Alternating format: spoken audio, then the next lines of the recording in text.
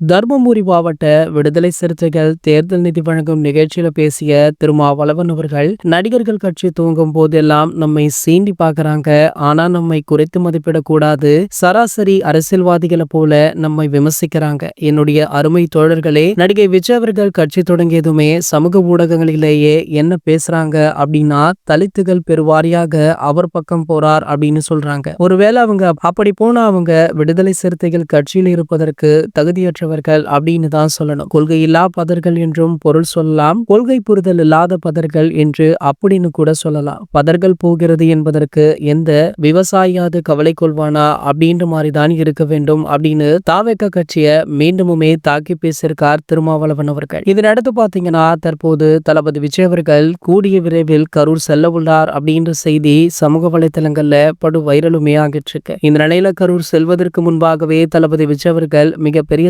சம்பவம் ஒன்றை செய்ய இருக்காரா. அதாவது பிரஸ் மீட் வைத்து அனைத்து விஷயங்களுக்குமே பதிலடி கொடுக்க உள்ளார் அப்படின்ற செய்தி தற்போது திமுகவிற்கு மிகப்பெரிய பீதியையும் அதிர்ச்சியுமே கிளப்பியிருக்கு. இந்த தகவல் பாத்தீங்கன்னா கிட்டத்தட்ட உறுதி அப்படின்னு தளபதி தரப்புல இருந்தே அதிகாரப்பூர்வமாக தகவலுமே வெளியாகிடுச்சா. இது போன்ற செய்திகளை பற்றி நீங்க உடனே தெரிஞ்சுக்க நம்மளுடைய சேனலை மறக்காம சப்ஸ்கிரைப் பண்ணிக்கோங்க.